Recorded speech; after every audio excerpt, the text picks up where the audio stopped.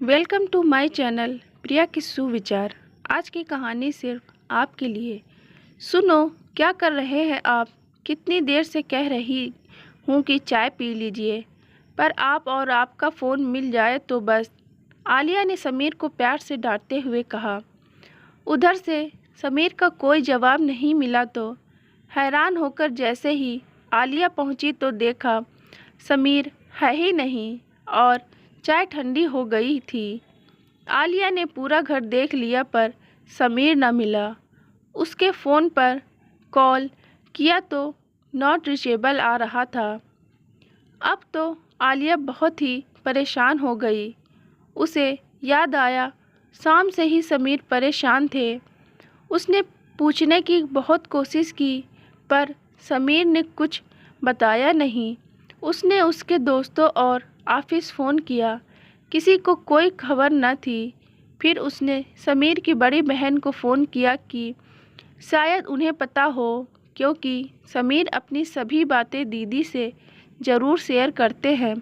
पर कई बार फ़ोन करने पर भी दीदी ने फ़ोन ना उठाया।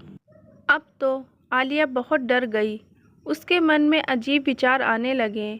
खुद को मजबूत रखने की कोशिश करते हुए भी उसके आंखों में आंसू किसी अनहोनी की आशंका में बह जा रहे थे।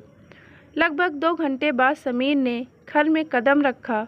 उसे देखते ही उसके सीने से लिपट गई आलिया, और जैसे ही शिकायत करने के लिए समीर की तरफ देखा तो उसका दिल बैठ गया। हमेशा खुश रहने वाले समीर की आंखों में आंसू थे। चेहरा सूझा हुआ था, शायद पूरी रात सोए नहीं थे। अपने पति की ये हालत देखकर उसकी आंखों से आंसू बहने लगे।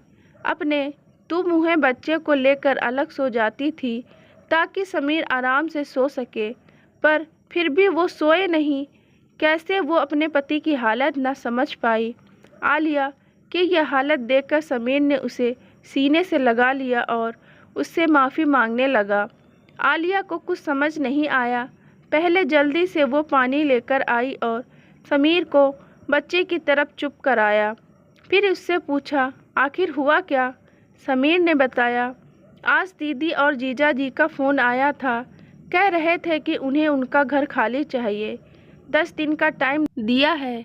तुम्हें तो पता ही है ना कि ये ज़मीन मैंने दीदी के नाम पर ली थी। फिर कितनी मेहनत से हमने पैसे बचाए, ज़रूरतों से समझौता किया, तब ये घर बना पाया।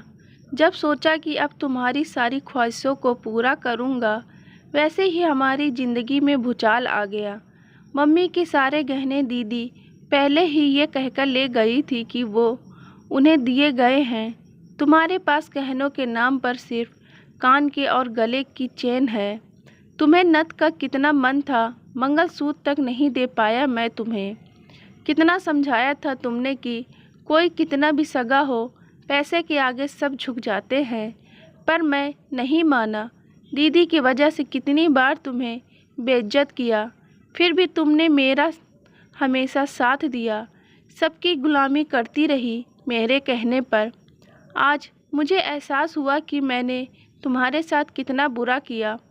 मैं तो मरने गया था, पर तुम्हारा और लाडो का चेहरा सामने आ गया कि मेरे बाद तुम्हारा और कोई नहीं रहेगा। मुझे माफ़ कर दो आलिया, प्लीज़। आलिया ने सब सुनकर समीर को सीने से लगा लिया और कहा, खबरदार ऐसे विचार कभी दिमाग में लाए तो। क्या हुआ, सब चला गया। कोई हमारी मेहनत तो नहीं ले जा सकता ना। हम फिर से सब बना लेंगे। मुझे शायद अंदाज़ा था इस बात का, इसलिए मैंने अपनी सैलरी पर लोन लेकर एक ज़मीन खरीद ली थी। सोचा था तुम्हें सरप्राइज़ दूंगी। कोई नहीं, शायद वक्त को कुछ और ही मंजूर है। अब मैं आपके साथ हूँ। हम हर मुश्किल को पार कर लेंगे। बस तुम देना साथ मेरा, ओ हमनवाब। दोस्तों, ये एक सच्ची घटना है। उम्मीद है आपको पसंद आई होगी। कृपया अपनी समीक्षा एवं सुझाव अवश्य दें। ऐसी ही रचनाओं से जुड़े रहने के लिए मुझे सब्सक्राइब अवश्य करें। लाइक और शेयर करना बिल्कुल न भूलें। चैनल पर नए हैं तो चैनल को सब्सक्राइब अवश्य करें। धन्यवाद।